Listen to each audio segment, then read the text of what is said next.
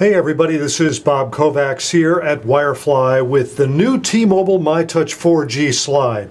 And in this review, I'm going to talk a lot about the features of the myTouch 4G slide. And in a second review, I will talk about the camera features of the myTouch 4G slide. It turns out there's a lot to talk about with respect to the phone itself, and there's a lot to talk about with the camera features in this phone as well. So look for part 2 to discuss the camera features of the myTouch 4G slide. Let me recap the primary features of the new myTouch 4G slide. First of all, it's called the myTouch 4G slide because it has a slide-out keyboard. It's a 4-row keyboard, plenty of room between the keys, so if you have fat fingers, fat thumbs especially, you should be pretty comfortable on this keyboard. It's a standard QWERTY keyboard, and it works very well for texting or whatever you might want to do on a keyboard, such as email.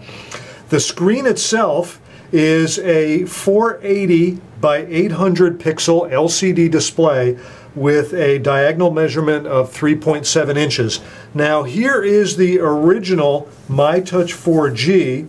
This is the myTouch 4G that came out in the fall of 2010, and it's a little hard for you to see. Let me tip it up here. But this has a 3.8 inch LCD screen, so it's ever so slightly larger. And when I line the screens up, you can see that this is just a very slightly bit bigger. Now, why didn't they go with a 3.8 inch screen on the myTouch 4G slide? I don't know, perhaps the 3.8 inch display is no longer available. Overall, the larger myTouch 4G, the original myTouch 4G, is a little bit wider than the new myTouch 4G slide, just a little bit. It's about the same height though. Of course, in the thickness department, now this is the original myTouch 4G here, this is the new myTouch 4G slide. And you can see that it is definitely thicker, especially with the camera protruding from the bottom. Let me line that up just a little bit better here. So here is the camera on the myTouch 4G, the original one. Here's the camera lens on the myTouch 4G slide. So you can see that the new myTouch 4G slide is definitely thicker. And of course, you would expect it to be because it has the slide-out keyboard. Now the myTouch 4G slide, by the way, one more thing I want to compare it to, and that is the new HTC Sensation. Now the Sensation has a 4.3 inch diagonal screen, so when you look at the screen on the Sensation, it is significantly bigger. Now I've got the top of the screens lined up there, and you can see the Sensation's a lot bigger, as it should be, of course. It's a 4.3 inch, and the Sensation is much slimmer, even with the protruding lens. So anyway, coming back to the myTouch 4G slide, this is running Android 2.3.4, so it's the latest version of Android 2.3, and of course a big difference between the myTouch 4G slide and the original myTouch is that the original myTouch had a single-core 1 GHz processor.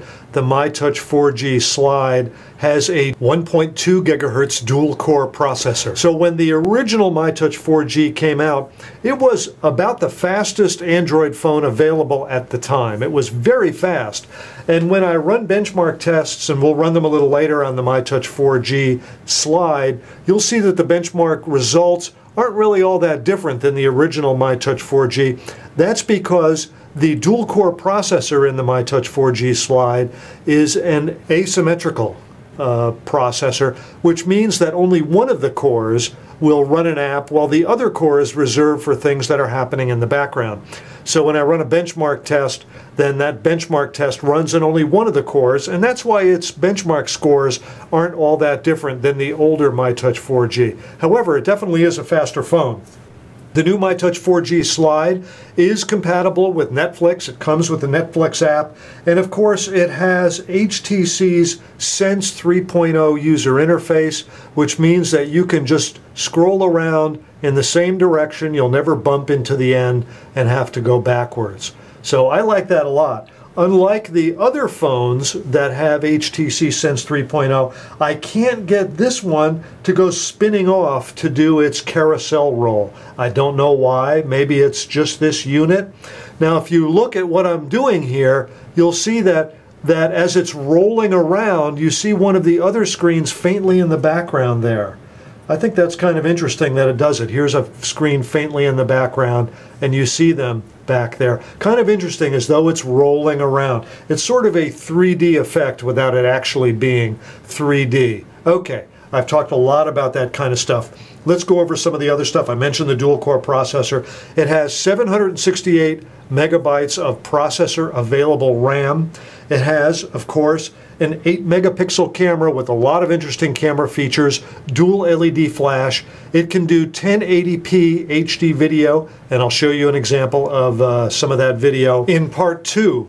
Now, I mentioned that it has, of course, a slide-out keyboard. In addition to that, of course, it has an on-screen keyboard, and you can also, let's just show you the on-screen keyboard here.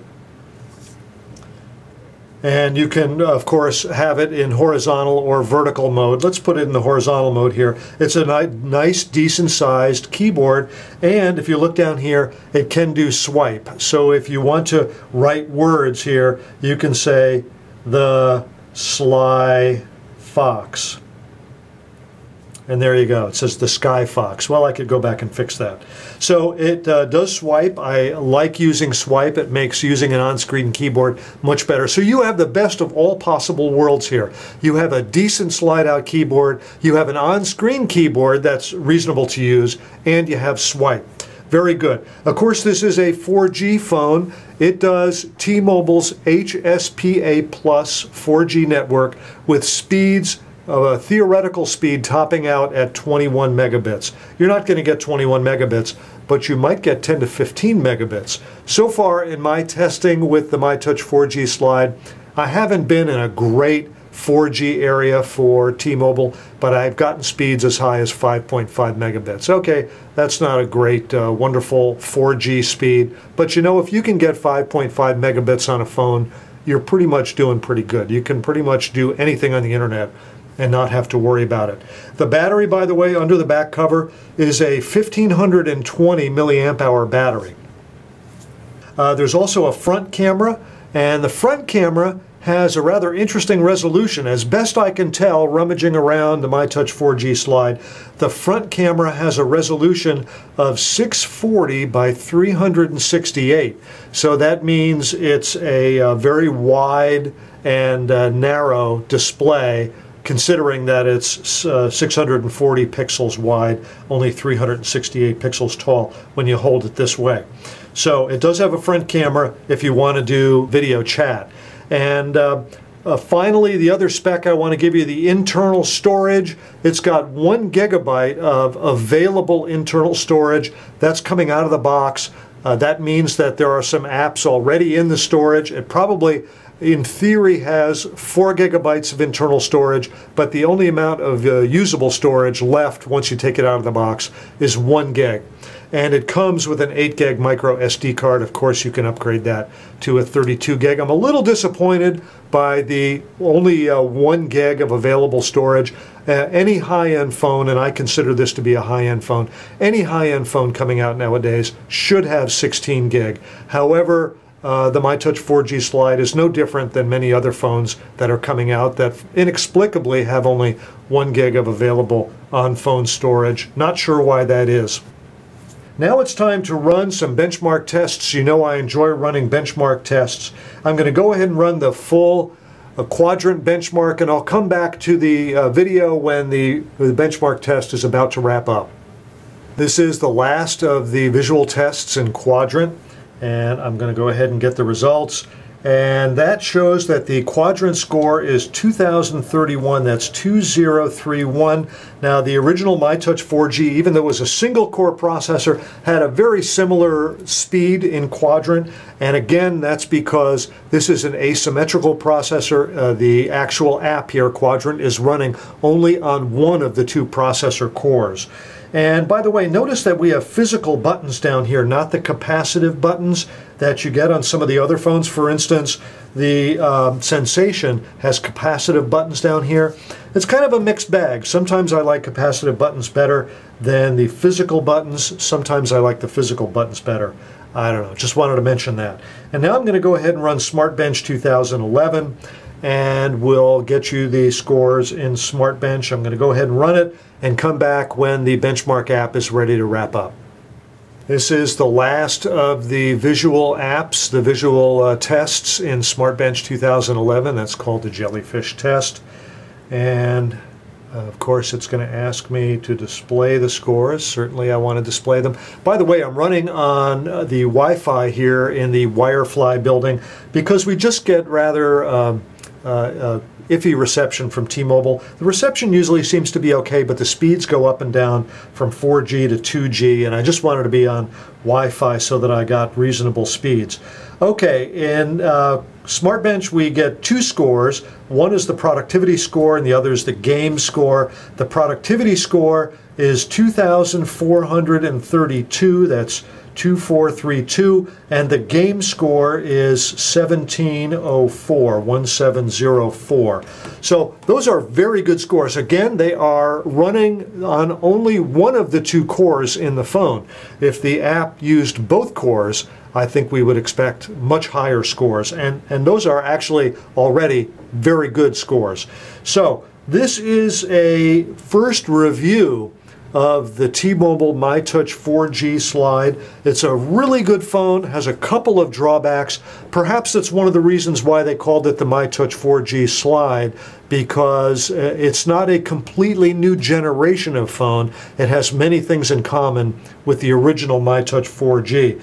So it has a very good 4G performance, can theoretically go up to 21 megabits per second. If you are within range of one of T-Mobile's uprated towers, you will get some excellent data speeds on this phone.